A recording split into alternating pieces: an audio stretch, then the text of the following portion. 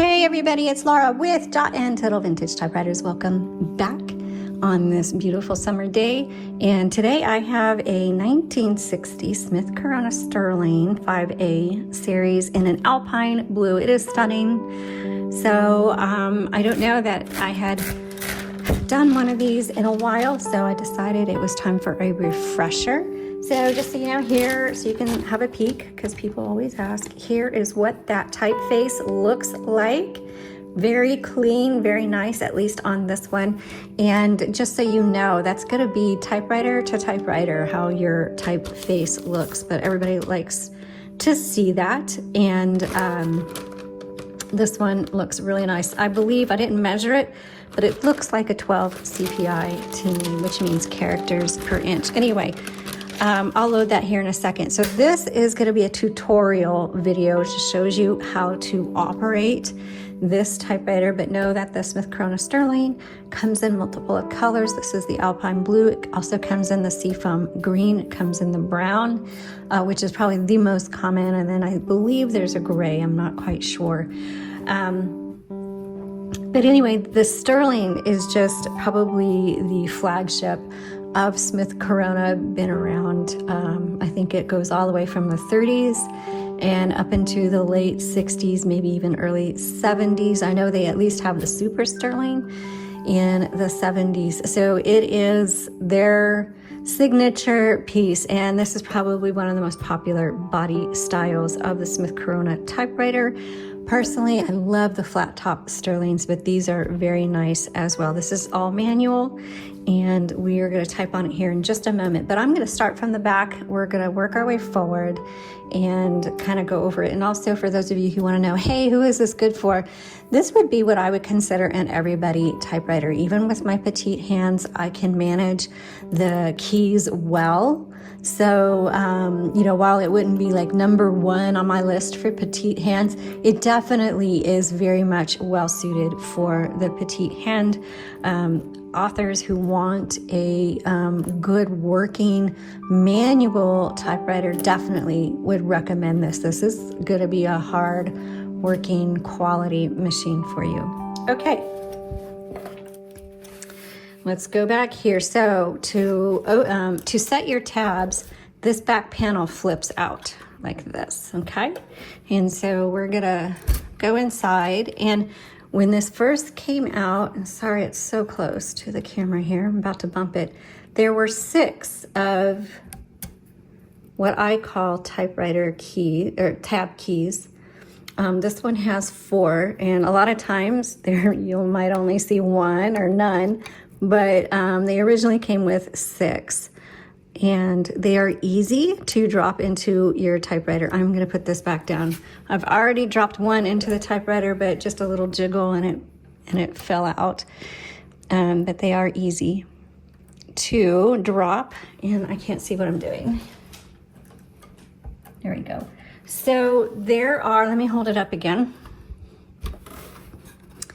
If you can see, I showed you the keys, but this metal bar here has grooves in it. And so you just pull them out and you slide those keys into, or tabs, into those grooves where you would like your tabs to be set. And then you just close that. Here is your paper holder back here. This is your margin, press and drag wherever you would like to set your margin. And your carriage will move. This is your carriage. And to move your carriage, either one of these levers back here will move it, and the bell will ding when you get to your margin, and then the carriage is gonna stop. So you wanna make sure you have your carriage set in the right place so it doesn't stop too soon or too late. But sometimes you're in the middle of a word and it stops and you need it to keep going. Right now, it's not gonna go past that. So you hit the MR and then you can keep going. MR means margin release. Now you shouldn't do that on every single line. If so, your margins are not set in the right place and maybe you don't understand the concept of margin. But when you hear that bell, that means it's time to hit your return handle, which is this. which will bring you back to the front of the line and advance it a line. So right now there's this 1, 2, and 3 on the left side, along with this silver lever, and this is single, double, and triple spacing. So right now it's on single, so it will advance 1 space, 1 line. This is double and triple. And you may wonder, well, why would you want double or triple? Well, you know, sometimes for a writer, you know, I don't do final drafts on a typewriter, but I will do first drafts. And so I like to leave room for notes and you know, corrections and stuff like that. It's just personal preference. Okay, so now I'm gonna move the carriage to the left. We're gonna open up our top. We just put our hand here, pop it open. Inside, you're gonna see your typing basket and the escapement area.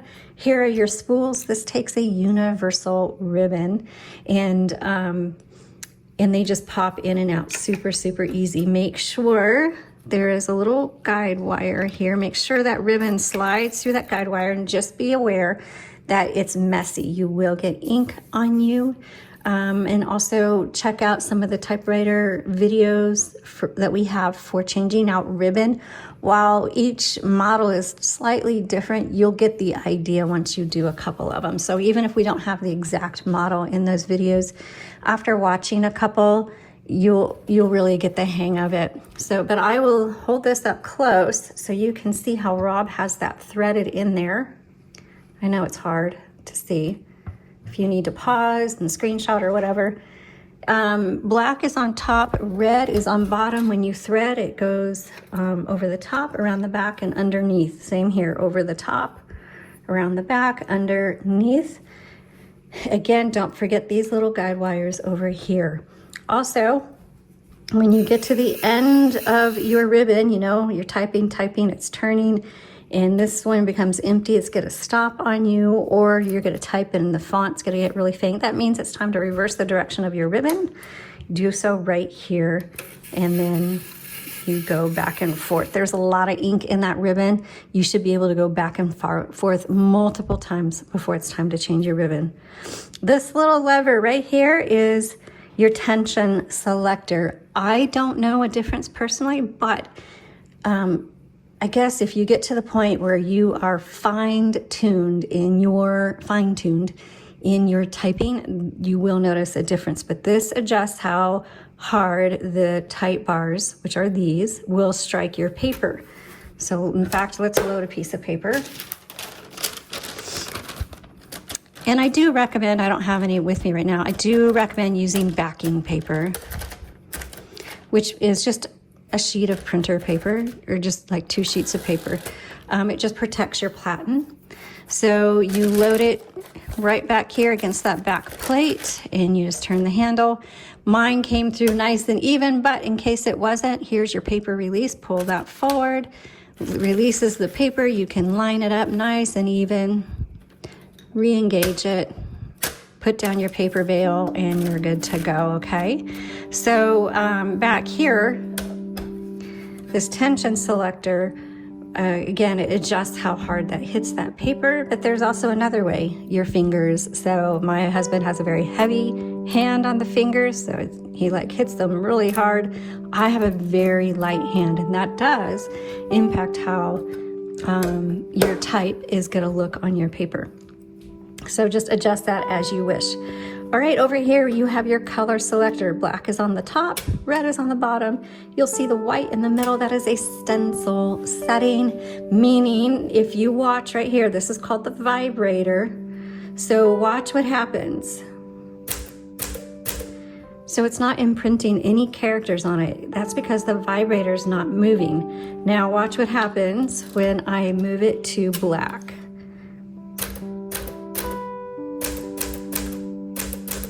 You'll see the vibrator move. So that stencil, so if your typewriter isn't typing right, don't panic. 2 things to check. Make sure that this hasn't been bumped into sitting on white. That does happen. And so make sure it's firmly on black or red, and then reverse the direction of the ribbon. 9 times out of 10, if you do those 2 things, check those 2 things, you're good to go. And you don't have to panic. So, and if it's not one of those 2 things, then You know, there are definitely videos and resources out there, Facebook, where there's repair groups, or there might be a repair person in your area. Okay, so down here, here's your tab. I showed you how to set your tabs already. So there's your tab. And then we already talked about the margin release. Here's your backspace. Backspace does not erase, you just backspaces. So when you make a mistake, let's say I made a mistake on these words, then you can X through them, or you can dash through them, and then you can retype. Okay. Typewriters, you need to embrace your mistakes when you're using typewriters. This is your shift lock, and to release your shift lock, just press down on the shift again. And that is how you use your 1960s Smith Corona Sterling. I hope you enjoyed this.